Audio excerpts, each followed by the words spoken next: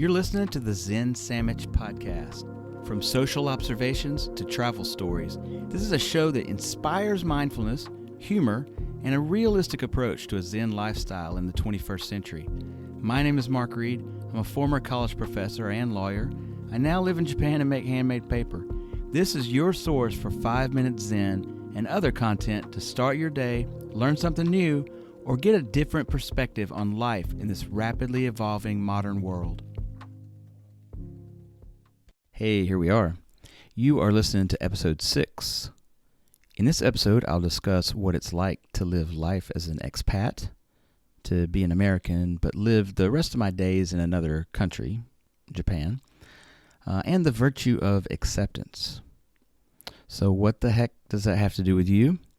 Well, in a way, we're all expats because each of us live in a world that is foreign to the exact notion of how you'd like the world to be. There's no utopia for any of us.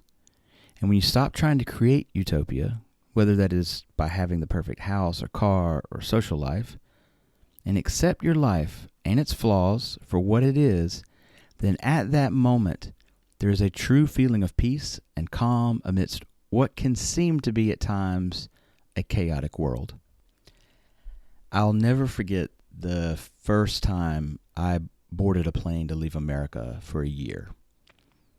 I was 21 years old, right out of college. I had never been anywhere outside of Alabama and the 4 states that surround Alabama: Mississippi, Tennessee, Georgia, Florida. And even those trips were very minimal. But I'm 21 on the plane, the airplane door shut. The flight attendants scurried to do their final procedures, and my heart was pounding. I'll never forget this moment. Part of that was excitement, of course, but a lot of it was fear. It was officially too late to back out once that door locked.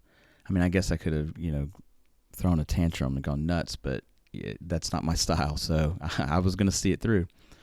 But 21, never been anywhere, headed to Japan for the first time in my life. I had a job teaching English for a year in junior high schools. And after a whirlwind of activity in Tokyo for a 2-day orientation for all the new teachers, I and the other teachers were then individually whisked off to our corners of Japan to begin our new lives. And mine was to be in a very rural area in the middle of the country. It was in Nagano Prefecture. And prefecture in Japan is the same thing as a state in the United States. So like Oklahoma or Alabama, I was going to Nagano Prefecture. Not Nagano City. I was way south of there. I was literally in the rice paddies. It was in the middle of nowhere. So we all left Tokyo. Without delay, I went straight to Nagano and immediately before I even went to the apartment they picked out for me, they took me to my new workplace, met my work colleagues, met my new landlady. Then I saw my apartment that had been picked out for me, signed some paperwork. What I'm trying to describe is that there was just a 2.5-day whirlwind of activity where I was never alone, and I was in this surreal foreign country. It was surreal for me at the time because I hadn't been anywhere. So it was like, I've described it before as it was literally like living in a movie because it just felt so surreal. But after those 2.5 days and the meeting all the people and the bowing and the come here, Mark-san, or let's go there, Mark-san, over and over, just nonstop. The door to my apartment shut. Everyone was gone suddenly, and I was alone. I was just suddenly alone in the apartment, and it was quiet. It was eerily quiet. Now, there were lots of life lessons I learned that year that might be applicable to the particular theme of this show, from learning patience in situations where there were misunderstandings, or how to be mindful and enjoy the present moment, or the acts of kindness that I frequently encountered over the year. So much happened living outside of the comfort zone of the home I grew up in. There are plenty of Zen lessons there, but the one and I wasn't even a Zen practitioner at the time, but looking back, I can see the lessons more clearly. But the one I want to focus on, the takeaway here, is acceptance. That is, acceptance of things for what and the way they are, and not how you or I would like them to be. In general Buddhism, not specific to Zen, but Buddhism in general, there's a notion of attachments, and that suffering in life is related to those attachments. We often only think of attachments in terms of tangible things, like my favorite shirt, or I love my TV, or maybe a sentimental gift you receive from a loved one. If you lose that gift, or if your TV breaks, you experience some form of suffering. Attachments can also come in the form of relationships and friendships. If you lose a friend or a family member, of course, that can be a very sad thing. But what about attachments to things foreseen and hoped for or expected? Attachment to expectation can lead to disappointment, which is also a form of suffering. But back to life as an expat. Are there things I miss about America? Well, of course. I miss college football. I mean, I am from Alabama after all. I miss good pizza. It's hard. Japan has great food across the board. Not only Japanese food, but you can find a lot of different ethnic cuisines that Japan does very well. Pizza is not one of them. They do crazy things with pizza, like put squid and corn on pizza. But of course, there's a lot to love here too. A very hospitable culture, the best sushi on the planet, fantastic public transportation system, and so on. The point is not to draw comparisons or contrasts and say which country is better than the other. The point is that when you accept the world as it is, when you accept your world, your surroundings, the people that are in your life for who they are, rather than what you expect or want them to be, or what you expect or want your world to be, when you begin to eliminate expectation, you find peace and liberation. Through exercise of the mind, you can train your mind to eliminate expectation.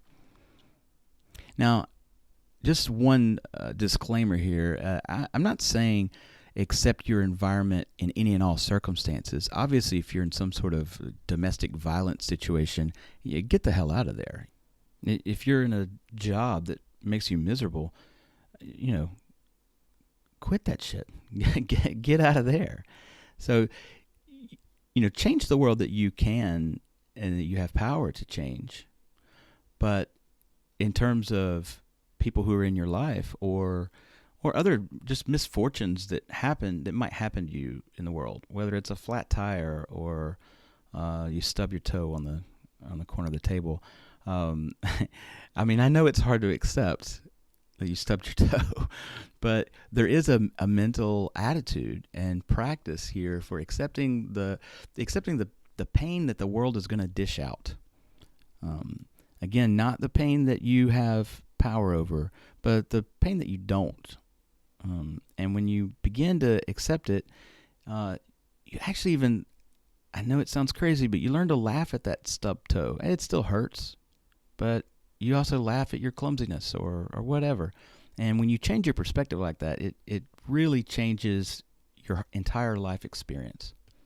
How often in life have we had lofty expectations?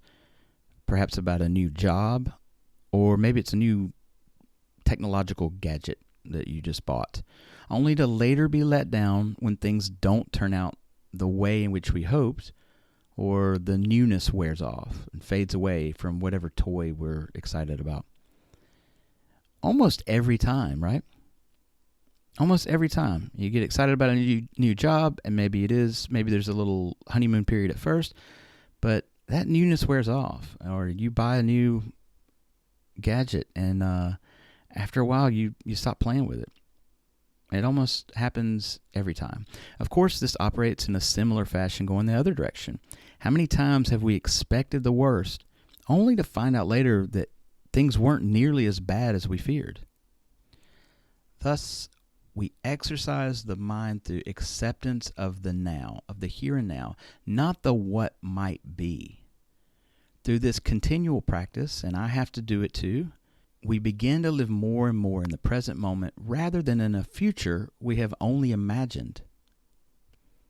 Okay, here's your 5-minute Zen. Be on a mission to catch yourself feeling disappointed about something trivial. Maybe the grocery store is out of your favorite peanut butter brand or whatever. Maybe it's out of toilet paper. Considering what happened this year, maybe it's out of toilet paper.